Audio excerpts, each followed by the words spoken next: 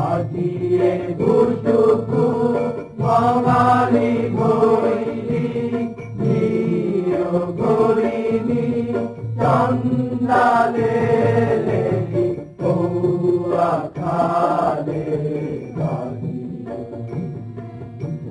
পৌয়া খালে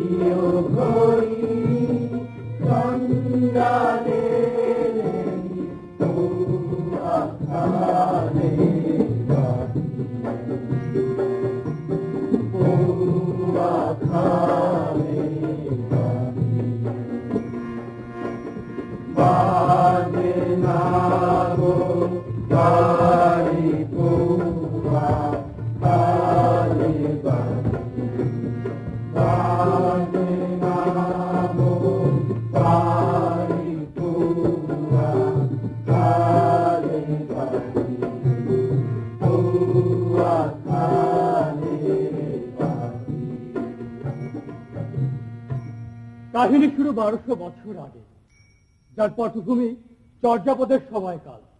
তখন এই ভূখণ্ডের একদিকে ছিল বৌদ্ধ রাজাদের প্রবল প্রতাপ, যাদের সহায়ক ছিল অর্থবিত্তে পাণ্ডিত্যে বলশালী ব্রাহ্মণ শ্রেণী। অন্য প্রান্তে দুর্বল প্রাকৃত জন বাঙালি, অশিকার আর মাছ ধরা যাদের একমাত্র পেশা। ব্রাহ্মণ্যবাদের কায়েমি শোষণে ওদের প্রাণ অষ্টাগত। অত্যাচারী শাসক গোষ্ঠীর আলঙ্কারিক ভাষা সংস্কৃত দিয়ে বাঙালির মাটির ভাষা বাংলাকে দাবিয়ে রাখার অশুভ পায়তারা।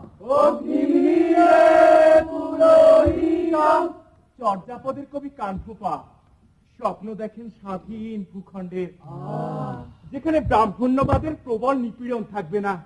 ওদের মুখের ভাষা হবে রাজ দরবারের ভাষা।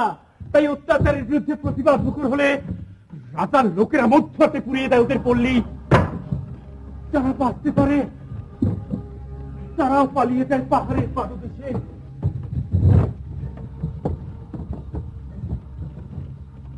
এ পলায়ন শুধু আত্মরক্ষার জন্য নয়, নতুন করে শক্তি অর্জনের জন্য। নতুন শক্তির জন্ম দেবে নতুন ভূখণ্ডে। স্বপ্নে সে ভূখণ্ড হবে সবুজ শ্যামল পলিমাটি ভরা। ভূখণ্ডের দক্ষিণে থাকবে সুন্দর বিরাট বন, তার পাশ দিয়ে বয়ে যাবে অতল সাগর। সেখানে কানহুপা দেশাস ডম্বিরাই হবে রাজা। ওদের ভাষা হবে রাজ দরবারের ভাষা।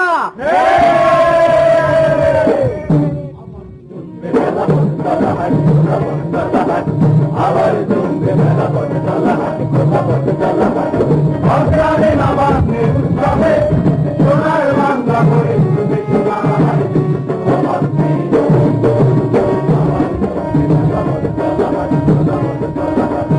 আবার বীরেছে বাংলার বন্ধন বিশ্বীর দরবার মহাজন আবার খুলবে তারা সোনা বলা বাংলায় প্রভুরাতে হীরামণি তান্ত্র আবার বীরেছে বাংলার বন্ধন বিশ্বীর দরবার মহাজন আবার খুলবে তারা সোনা বলা বাংলায় প্রভুরাতে হীরামণি তান্ত্র বাংলার জনকে জানিও তোমায়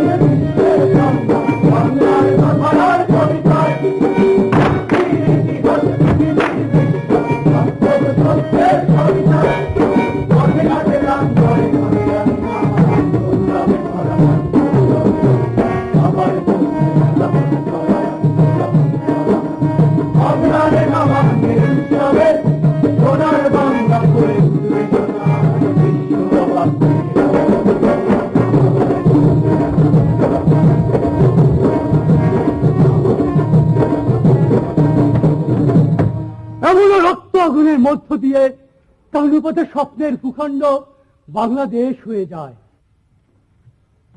যার শুরুটা এখানে।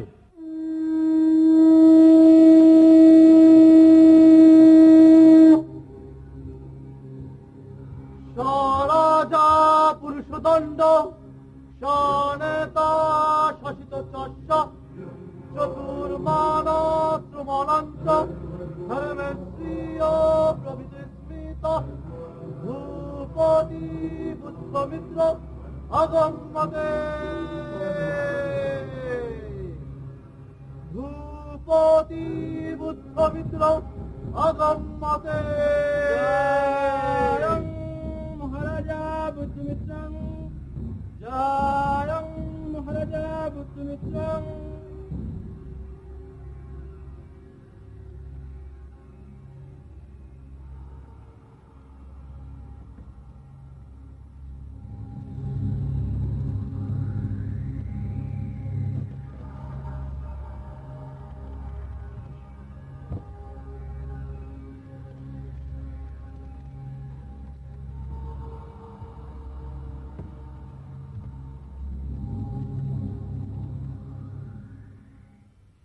মহারাজ, রাজকার্য শুরু করে।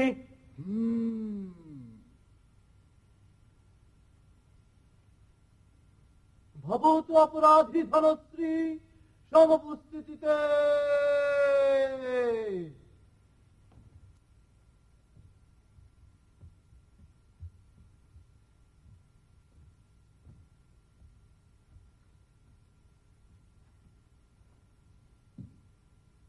অপরাধ মহারাজ, ফলিত শস্যের 3 ভাগের 1 ভাগ সে রাজভাণ্ডারে জমা করেনি। হ্যাঁ, অপরাধ, গুরুতর অপরাধ। ওর কি শাস্তি হবে? আর রাজ্যের বিধান অনুযায়ী ওর 2 নম্বর শাস্তিটি হবে। ঠিক বলেছ, তোমরা ওর শাস্তির ব্যবস্থা করো। তুমি অপরাধ, নিশ্চয়ই তোমার কথা বলা উচিত নয়। মহারাজ এই আইন তো রাজ্যের স্বার্থে জারি করেছে, মহারাজের হুকুম অবশ্যই পালনীয়। হ্যাঁ, তাহলে বলে দিন পণ্ডিত, কি শাস্তি হচ্ছে ওর? আগামী 7 দিনও মৌমাছির ঘরে না, কিচোর ঘরে না, আগামী 7 দিনও পিঁপড়ার ঘরে বসবাস করবে। মহারাজ মাফ করে দিন, মহারাজ, মহারাজ মাফ করে দিন। আগামী মৌসুমে সব ফসল দিয়ে দেবো, মাফ করে দিন, এবার মতো মাফ করে দিন মহারাজ। আগামী মৌসুমে সব ফসল দিয়ে দেবো মহারাজ, মহারাজ মাফ করে দিন মহারাজ।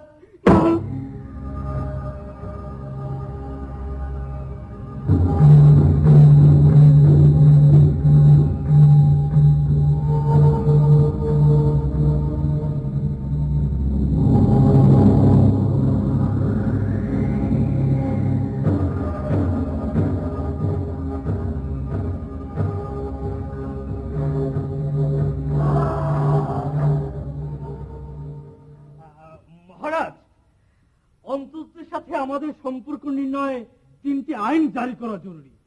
এই বিষয়ে আমরা আগেও আলোচনা করেছি। আপনার অনুমতি পেলে আইন 3টি উত্থাপন করতে পারি। উত্থাপন করুন। পণ্ডিত, আপনি আইন 3টি পাঠ করুন। ব্রাহ্মণ শূদ্রনাম স্ত্রীলোক নাম সেই সর্বপ্রকার সঙ্গম করিছে নপি তস্য ইয়দি তস্য গর্ভে জায়ত সন্তান তস্য সসর্গেন দোষণ বিনা কপি নৈতিক অপরাধ। প্রথম আইনটি হচ্ছে ব্রাহ্মণেরা নিম্ন বর্ণের স্ত্রী লোকের সঙ্গে যে কোনো ধরনের মেলামেশা করতে পারবে। সে যদি তার বিবাহিত স্ত্রী না হয় তাতে কোনো দোষের নেই। এমনকি তার গর্ভে সন্তান উৎপাদন করলে সংসর্গ দোষ ছাড়া নৈতিক কোনো অপরাধ হবে না। পণ্ডিত, আপনি 3টি পাঠ করুন। অপরা পানিগৃহীতা সূর্য স্থলের সঙ্গে না বেবিচারী ভাবে অল্প দোষবি ভাবত তথাপি সূর্য স্থলের সঙ্গে না পানিগৃহীতা নমর্জনীয় অপরাধম। দ্বিতীয় আইনটি হচ্ছে ব্রাহ্মণের নিম্ন বর্ণের স্ত্রী লোকের সঙ্গে ব্যভিচার করা হবে কম দোষে, তবে নিম্ন বর্ণের স্ত্রী লোককে বিয়ে করা হবে অমর্জনীয় অপরাধ। পণ্ডিত, আপনি 3টি পাঠ করুন। স্ত্রীলোক সে গর্ভণ সন্তান জায়িত পুরুষের সহিত বিপ্রলম্ব সঙ্গম অত্র তস্য অসতি কারণম বিচার ভবতি। তৃতীয় আইনটি হচ্ছে এক নারীর গর্ভে 2 সন্তানের জন্ম মানে 2 পুরুষের সাথে যৌন সঙ্গম। এক্ষেত্রে ওই নারী অসতির দায় বিচার হবে। এভাবে ব্যভিচারকে আইনের আশ্রয় প্রশ্রয় দেওয়া হচ্ছে, ব্যভিচারকে নিয়মের আওতায় নিয়ে আসা হয়েছে। এতে লোক উচ্ছৃঙ্খল হবে, এর দ্বারা সমাজের কোনো মঙ্গল নেই, বরং ক্ষতি হবে। আমি আবারও বলছি, ক্ষতি হবে।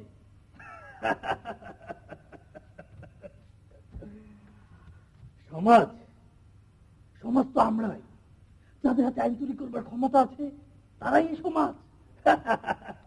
আমরা ভোগ করবো, উড়াবো, তছনছ করবো, যা খুশি তা করবো, বাকি সব কীটাণু কি। দেবরভদ্র, তুমি কি অগণিত লোকগুলোকে মানুষ বলে মনে করো না? করে নিশ্চয়ই করি, তবে ব্যবহার্য দ্রব্যের মতো। যখন লাগবে কাছে রাখবো, যখন লাগবে না ছুঁড়ে ফেলে দেবো। হ্যাঁ, হয় না, হয় না মহারাজ, এর একটা প্রতিকার দরকার। আইন তৈরির সকল ক্ষমতা দেবল ভদ্রে, আপনি তো জানেন পণ্ডিত সুধাকর। তা আমি জানি মহারাজ, তবুও ভেবেছিলাম হয়তো আপনারও কিছু করার ক্ষমতা আছে, কারণ আপনি দেশের রাজা। মহারাজ, তাহলে মহারাজ, যে 3টি আইন উত্থাপিত হলো, আপনি অনুমতি দিলে আইন 3টি আমাদের সকলের কল্যাণে জারি করা যেতে পারে। অনুমোদন দেওয়া হলো।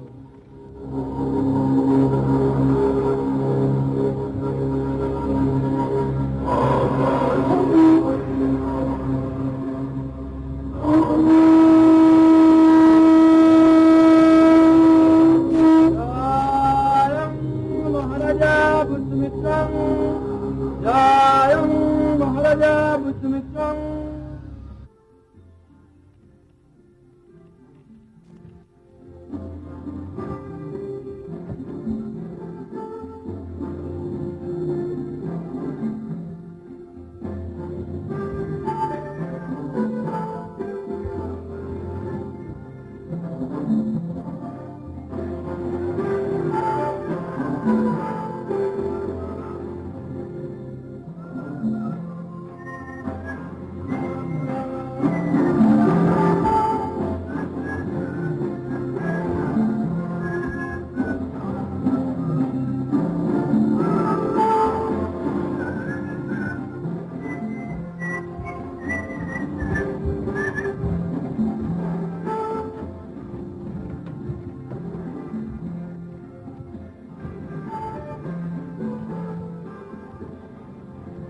আজ এত দেরি করলে যে? দেরি কোথায়, পাহাড়ের মাথা থেকে সন্ধ্যার আলো এখনো মুছে যায়নি। মিথ্যে কথা, রাত নেমেছে কখন? আমার মনে হয়েছে আমি কত রাত ধরে যেন বসে রয়েছি। প্রতীক্ষার সময় খুব খারাপ সখী। মোটেই না, হয়েছে, ঘরে চলো। ঘর, ঘর আবার কি? এই তো ঘর। আমি বুঝি না এমন সৌন্দর্য ফেলে মানুষ কেন ঘরে যায়। ঘরে আমি আনন্দ পাই না সখী, মনে হয় চারপাশের বেড়াগুলো বাতাসের পথ আটকে দেওয়ার জন্য, ফুলের সৌন্দর্য ঢেকে রাখার জন্য, অন্ধকারের মোহন আকর্ষণ উপেক্ষা করার জন্য তৈরি। সবাই তো তোমার মতো কবি না। একটা বিশেষ সময়ে সকলেরই কবি হওয়া উচিত, নইলে আনন্দের মুহূর্ত তেমন জমে না। জানো, আমি দেশের রাজা হলে কি করতাম? কি? বলতাম যে যে কাজই করুক সকলেরই বিশেষ সময় কবি হতে হবে, বাধ্যতামূলক। এটাই হবে আমার রাজ্যের আইনের প্রথম শর্ত, নইলে বেঁচে থাকে অর্থহীন।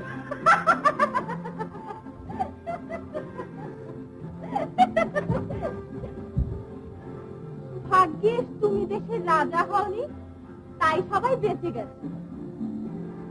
হ্যাঁ গো, আজ হারিয়া করেছি। হারিয়া নিয়েছো?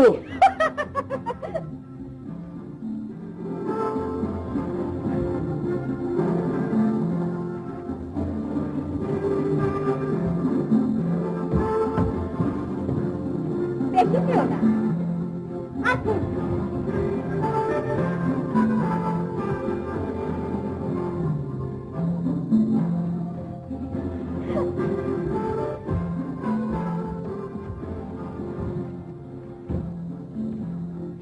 তুমি এত অপূর্ব কেন সাগরী?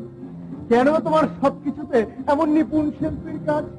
এমন হারিয়া আমি কখনোই বানাতে পারতাম না।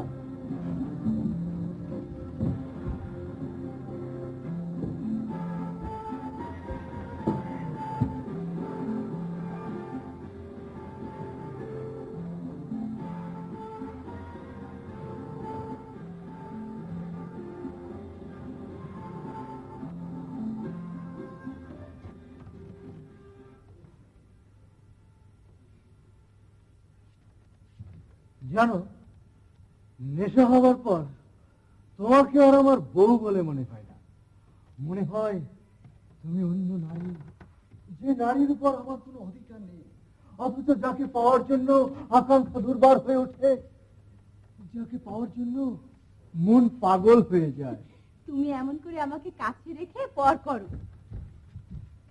তোমাকে কেন্দ্র করেই তো আমার সব ইচ্ছে জাগে। তোমাকে যে আমি কত ভাবে দেখি সে তুমি বুঝতে পারবে না, তোমাকে তা বোঝাতেও চাই না। শুধু আমার স্বপ্নের রাত তুমি টেনে ধরবে না।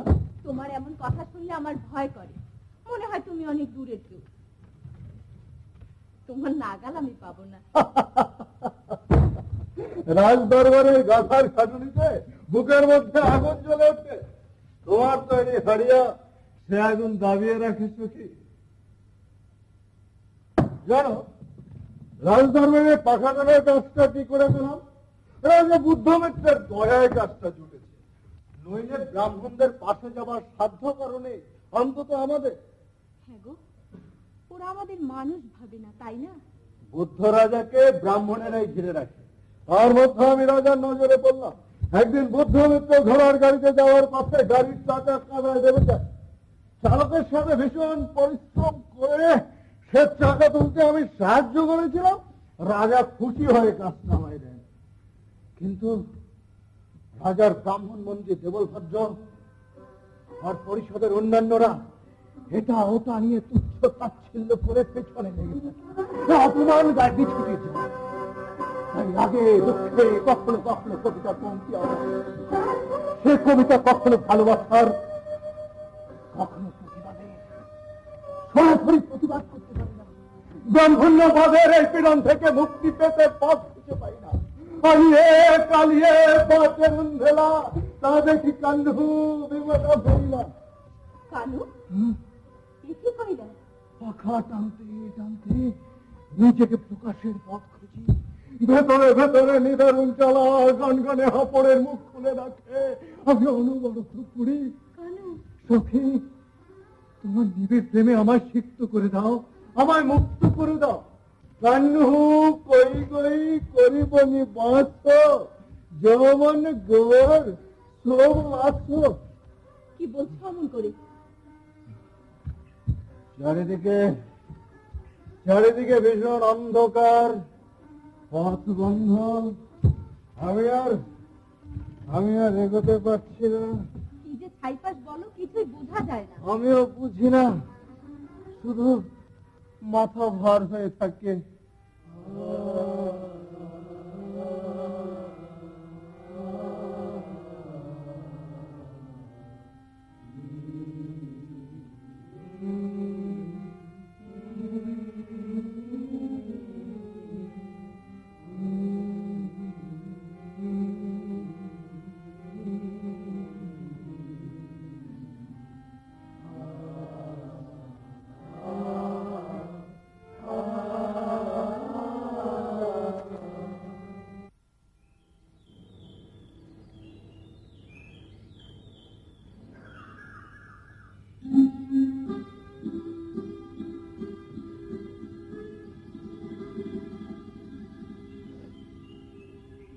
ওঠো, আলো ফুটছে।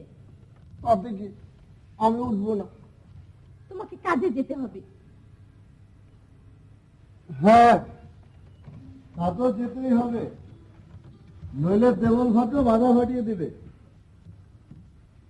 আজ কি রাখবে সুখী? কাগনি ধানের ভাত আর মুরলা মাছের ঝোল। হরিণের মাংস কাল শেষ হয়ে গেছে। তাহলে কি হবে? তোমাকে ভাবতে হবে না, আমি নদীর ধারে গিয়ে কাঁকড়া ধরে আনবো। রোদে কষ্ট হবে যে। পাখা টানতে তোমার কষ্ট হয় না? হলে কি, আমি সইতে পারি। আমিও পারি। তার মানে তুমি হাঁটতে চাও না? ঠিক আছে, চল। কানুদা, কানুদা, আরে বেশা, কানুদা, আসো। মনে আছে তো, আগামী সপ্তাহে হরিণ শিকারে যাব। হ্যাঁ, খুব মনে আছে, বসো। তোমার যা ভুলো মন, রোজ রোজ নাম মনে করালে তো চলেই না। তোরা আমাকে কি ভাবিস বলতো?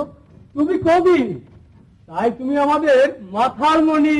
তোমায় নিয়ে আমরা গর্ব করি কানুদা।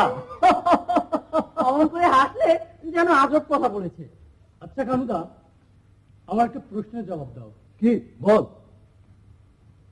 আমরা কেন ছোট লোক? আমাদের কি নেই? আমাদের কি অপরাধ? আমারও তো কেবলমাত্র শরীর টুকটুক করে দেখতে ইচ্ছে করে ওর রক্তের রং কি। আমাদের রক্তের রং যদি লাল হয় তবে সেই একই রঙের রক্ত নিয়ে ওদের বেঁচে থাকার কোনো অধিকার নেই। হয় মরুক, না হয় রক্তের রং পাল্টাক। কি বলেছ? চলো একদিন সবাই মিলে রাজার কাছে এই আবেদন জানাই। তাতে লাভ? রাজা তো ওদের লোক, আমাদের কেউ না। আমাদের জন্য রাজার কোনো দায়ভার নেই। আমাদের দারিদ্রতাই আমাদের করে করে খায়। অথচ দেখ ওই রাজসভায় কত ঐশ্বর্য, কত বিলাস, কত অনাচার, কত অপচয়, কোনো কিছু লেখা জোখা নেই। অথচ ধর্মে গর্বে আচার অনুষ্ঠানে আইন কানুনের ভূতস্থে যে বসে আছে ওই ব্রাহ্মণেরা, ওরা আমাকে নিয়ে যে নাক ছিটকানোর ভাব দেখায় তার প্রাণী আমাকে মরমে মারে। ভেতরে ভেতরে আমার যত জ্বালা, যত ক্ষোভী থাক না কেন, পায়ে যে আমার হাজার বেড়িতে থাক। ঠিক করেছি আমাদের মধ্য থেকে একজনকে রাজা বানাবো, একজনকে মন্ত্রী। তারাই আমাদের কথা ভাববে, আমাদের উপকার করবে। কান্দা, কান্দা, তুমি একটা সাংঘাতিক কথা বলেছ। তাহলে আমরা রাজাকে কর দেব না? হ্যাঁ ঠিক। আমাদের এই এলাকার সব জমি মালিক হবো আমরা। আমরা জমির মালিক হবো। কি বলছো? জমির মালিক হবো? আমাদের মুখের ভাষায় হবে রাজদরবারের ভাষা। তা তো হতেই হবে। কালুদা, আমরা নিজের একটা রাজ্য করবো। কিন্তু দেশাত ওরা তা মানবে না। না মানলে লড়াই করবো। কেমন করে? আমাদের তো কিছুই নেই। শেয়ার কটা? ওদের অস্ত্র শস্ত্র আছে, বাহিনী আছে, ওদের শস্ত্র আমরা পারবো কেন? সেজন্য নিজেদের তৈরি করতে হবে। কান্দা, শিকারের নামে ঠিক ফুলকে দলটাকে আরো বড় করবো। আস্তে আস্তে শিকার দুয়াটা বাহিনী হয়ে যাবে।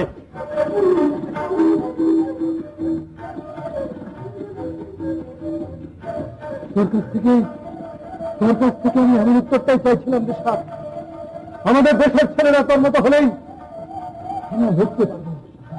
আমার খুব আনন্দ হচ্ছে রে বেশাক, খুব আনন্দ হচ্ছে।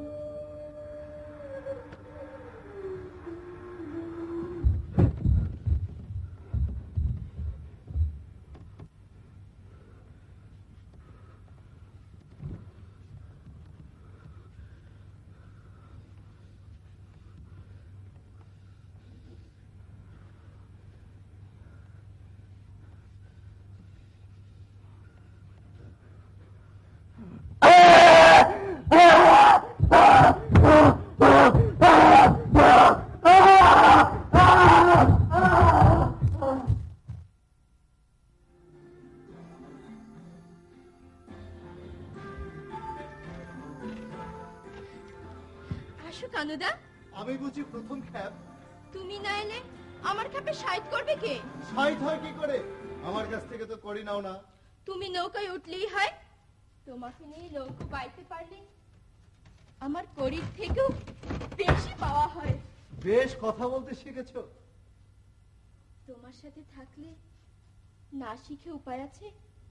তোমার মতো কথা বলতে না পারলে আমাকে তোমার ভালো লাগবে কেন? তোমাকে ভালো লাগবার অনেক গুণ আছে। সত্যি? হ্যাঁ গো, সত্যি। কি গুণ বলো দেখি? সে মেলা, কটা বলবো? যে কয়টা মনে আসে সে কয়টাই বলো। এই যেমন তুমি নাচতে পারো, গাইতে পারো, নৌকা বাইতে পারো, ভালোবাসতে পারো, কবির মনে শক্তি যোগাতে পারো। মাগো, এত? কিন্তু আমি তো নিজের কিছুই দেখি না।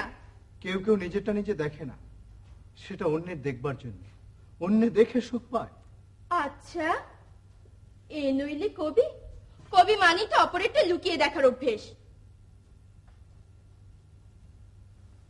কি ভাবছো কানাই? কিছু না। মাঝে মাঝে তুমি কি যেন ভাবো। জানো মল্লারি, বিধাতা আমাদের জন্য প্রাণ ভরে ঢেলে দিয়েছেন, কিন্তু রাজসভায় গেলে টের পাই কিছুই আমাদের জন্য নয়, সব ওদের উঁচু বর্ণে। ওরা খাবে, ভোগ করবে, ছিটবে, আর যেটুকু কাটাকুটো সেটুকু আমাদের জন্য। ওটুকু চেটাই খুশি থাকতে হবে, কোনো কিছু চাওয়া যাবে না। কানুদা, তুমি আমার জন্য একটা গান লিখবে বলেছিলে, আমি গাইবো। লিখছি, শেষ হয়নি। তোমার কণ্ঠে নিজের গান শুনতে কি যে সুখ মল্লারি, জগৎ সংসার ভুলে যায়। তুমি আমাকে কত সম্মান করো, ভালোবাসো। প্রথম যেদিন তুমি আমার গান শুনেছিলে, বলেছিলে সবাই তোমাকে ডমরি বলে ডাকে, আমার ভালো লাগে না, আমি তোমাকে মল্লারি বলে ডাকবো। সেই থেকে তুমি মল্লারি বলে ডাকো। আচ্ছা মল্লারি, সারাদিন নৌকা বাইতে খারাপ লাগে না? মোটেই না। খেয়া পারাপার ছাড়া আর কি বা করার আছে আমার, অন্য কাজ তো আর জানি না। তাছাড়া সারাদিন তো আর বাইতে হয় না, যখন খ্যাপ জোটে তখন। বেশ কাজ, নদীর বাতাসে শরীরও ভালো থাকে। হয়েছে, কবরেজি করো না। খেয়া পারাপার না করলে তোমাকে বা রোজ রোজ পেতাম কোথায়? নিজের গরজি আমি তোমার কাছে আসতাম মল্লারি।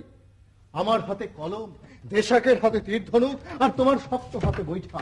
ভেবে দেখো আমাদের এই 3 হাত একত্র হলে কতটা শক্তি ধরবে। কানু, এই শক্তির কথাই তুমি তোমার গীতে লিখবে, যেন শুধু আমরা নয়, গ্রামের সবাই একত্র হতে পারি। লিখবো, কিন্তু এখন যে আমাকে পার করে দিতে হবে।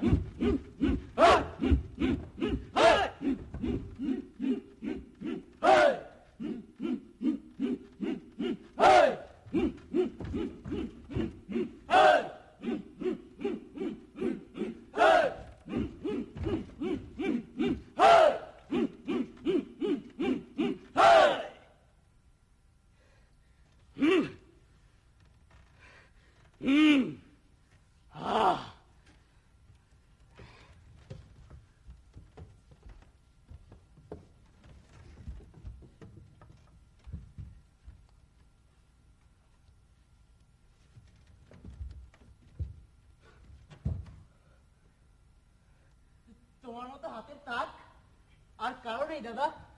ইস, তুমি কি সুন্দর পারো। তোকেও শেখাবো অরুণ, শুধু ধৈর্য আর সাহস চাই। আমিও তোমার মতো শিকারী হব, শিকারে উত্তেজনা আছে, আমি সেটা চাই। শুধু পশু শিকার করলে হবে না অরুণ, একদিন আমাদের অন্য রকমের পশু শিকার করতে হবে, রাজ দরবার আক্রমণ করতে হবে। পারবি সেদিন? খুব পারবো। আচ্ছা ঠিক আছে। দেশাকদা, এবার শহরের দিকে যাও, বেলা হয়ে যাচ্ছে। রোদ উঠলে তো নিজেই বিরক্ত হবে। পূর্বপুরুষ সহ আমাকে উদ্ধার করে ছাড়বে।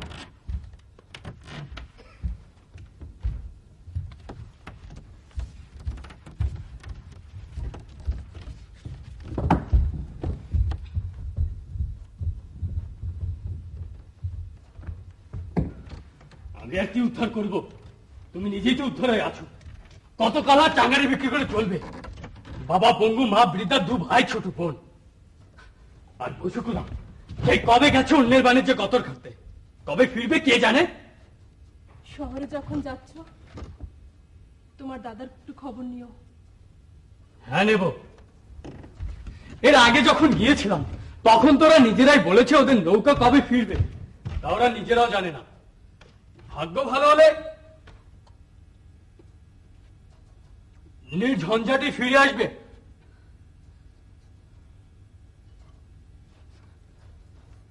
নইলে তো একদিকে যেমন এত ঝড় বৃষ্টির ভয়, অন্যদিকে জলদস্যুর উৎপাত। সামনে পড়লে নিঃস্ব করে, আর বাধা পেলে গলা কেটে নদীতে ফেলে দেয়। ও কথা বলো না ভাই।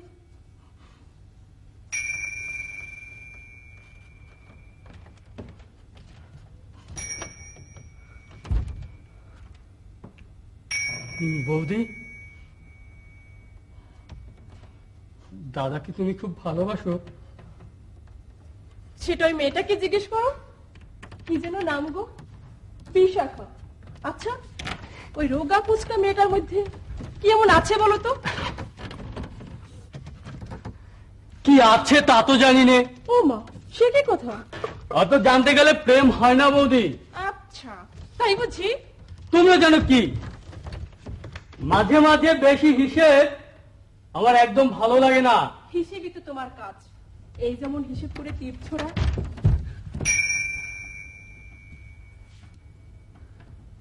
সবসময় কি সবে পোশাক, তাই তো মাঝে মাঝে এদিক ওদিক তীর ছুরি। হয়েছে হয়েছে, এবার শহরের দিকে যাও, রোদও চড়চড়িয়ে উঠছে। যাচ্ছি যাচ্ছি।